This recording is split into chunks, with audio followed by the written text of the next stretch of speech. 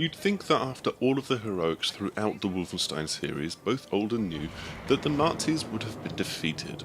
But yet, they managed to keep on winning the war despite losing what feels like every single battle. After the cliffhanger ending of the New Order, their control over the globe has continued almost unabated, but there is a glimmer of hope in the United States. So who can step up and try to turn the tide to spark a second American Revolution? Well, thankfully, BJ Terror Billy Blazkowicz is back once more to fight for the land of the formerly free. Of course, he's not fully fighting fit at this time, and as the Resistance and their huge stolen submarine is discovered and boarded by Nazi soldiers, he's forced to pick up a gun and fight from a wheelchair.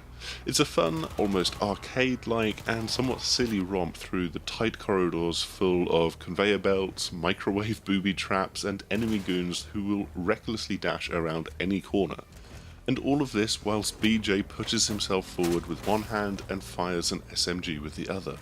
It naturally serves as a tutorial or a refresher course in how the game works, but does so while showing off something a little bit different at the same time.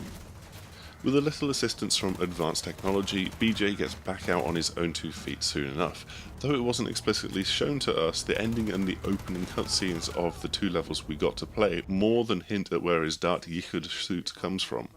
MachineGames takes its cutscenes to new heights in the new Colossus, amplifying what made many of the characters and interactions from the New Order so enjoyable. There's something so overly saturated about these characters, like they're bursting at the seams with cruel and unusual personalities. There's an underlying lunacy on both sides of this war that seems to be so in vogue with a number of developers over the last few years, and it's being fully embraced here. The milkshake scene in the classic American diner is right up there with the first meeting with Frau Engel in the New Order, that's for certain. And so the Resistance come up with a plan to strike at the heart of the fascist government as they gather to witness what is rumoured to be extraterrestrial technology at Area 52. Don't worry, MachineGames aren't actually jumping that particular shark. The plan might, however, involve heading to Roswell, hiding away on a rocket-powered underground train, and something to do with a nuclear bomb. Breaking into this facility exhibits much of the same gameplay as in the New Order, with a healthy dose of stealth mixed in with most of the combat encounters. It pays to be wary, trying to spot the various threats before you strike, and then aiming to off the officers as soon as possible, so that they can't then call in reinforcements when the action does kick off. The way that areas are designed always gives you multiple ways through, whether it's as simple as going left or right, or you're finding hidden routes and vents, and it makes exploring the world to find your route through a big part of the fun, even if you might occasionally find yourself down a cul-de-sac. You're actively encouraged to do so, in fact, because BJ is still weakened from his second stay in a vegetative state. When the game does kick into high gear, there's more than a few fun and interesting weapons at your disposal. There's your standard pistol, SMG, assault rifle, as well as some of the laser weapons from before, but there's also new additions. When it comes to melee attacks, the hatchets that you find are great throwable axes at the same time, if a little bit tricky to aim, and there's things like the triple-barreled Gatling shotgun that can just churn out a deadly spray of bullet fragments, and is ideal for when you're on the back foot, hunkered in the corner as the enemies try to rush you. Sometimes that works out well for them, and sometimes not, but it really depends on the arena in which you're battling.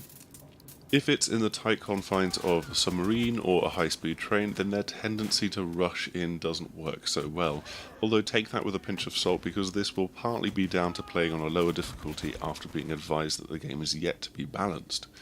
In the more open parts of the Roswell underground facility, there's more freedom for them to flank you and attack in different patterns.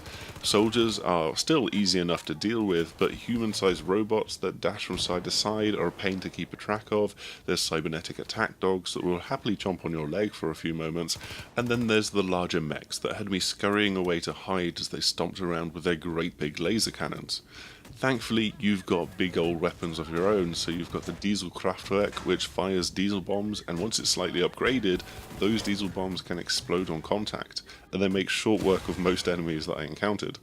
And then you can also grab the laser gewehr that is dropped by these mechs, letting you turn them back on the Nazis and turn all of your enemies into ash. What this really boils down to is that this is just the next chapter in MachineGames' twisted take on the Wolfenstein series.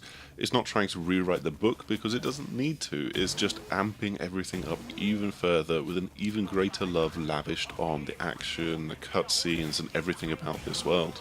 The new Colossus then, come for the Nazi killing, but stay for the crazy characters and the story. Thanks as ever for watching. I'd love for you to like, subscribe and share this video if you fancy.